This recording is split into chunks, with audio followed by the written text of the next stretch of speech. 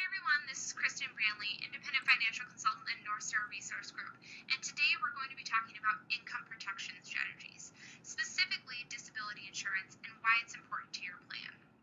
Now, if you think about your most valuable asset, most people will think about their home, their 401k, maybe even their education.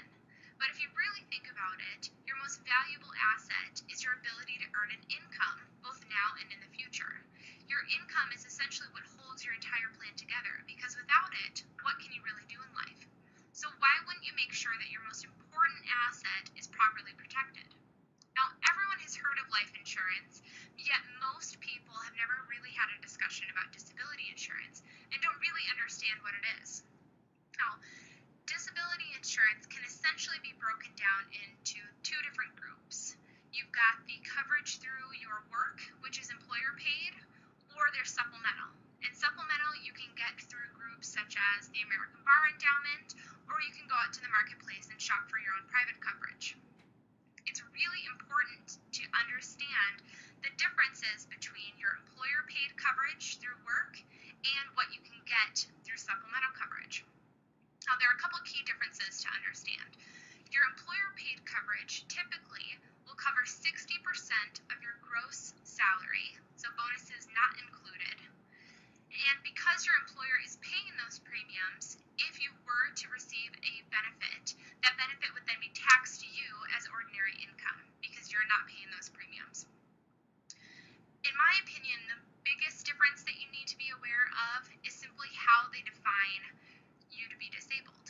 Now, your group employer, and by group I simply mean what you're getting through work, so your employer paid coverage, those typically will deem you to be disabled if you are unable to perform the material and substantial duties of any occupation for which you've been reasonably trained and educated. Now, this isn't to say they're going to tell you go sweep the floor somewhere, but if you're able to use your experience and your knowledge to earn an income in a different field, or even if it's doc review, or you can consult on the side and you're able to earn an income in that way, just the fact that you can do that means your coverage through work won't pay you a benefit. Also, because your employer is paying those benefits for you, they technically own that policy. So if you were to change employers or get out of the legal field altogether, that coverage is not portable and you can't take it with you. Now, on the supplemental side of things, that coverage, because you own it and you're paying those premiums with post-tax dollars, that coverage is not only portable to you, but it also, if you were to receive a benefit, would be paid to you tax-free because you've already paid those premiums with those post-tax dollars. And again, the biggest difference, at least what I think is most important, has to do with their occupation definition.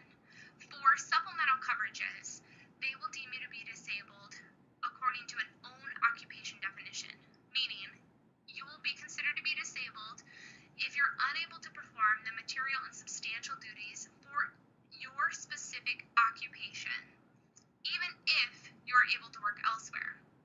And that's really the key difference between the two. So just understand what you're getting through work typically is free to you, and while free is good, anything free is going to have limitations. So it's really important to simply understand the benefits that you do have and just understand where some of those limitations and some of those gaps are. Your income is one of the most important assets to your financial plan, so it's really important to make sure that that's protected so that you can continue on saving and investing and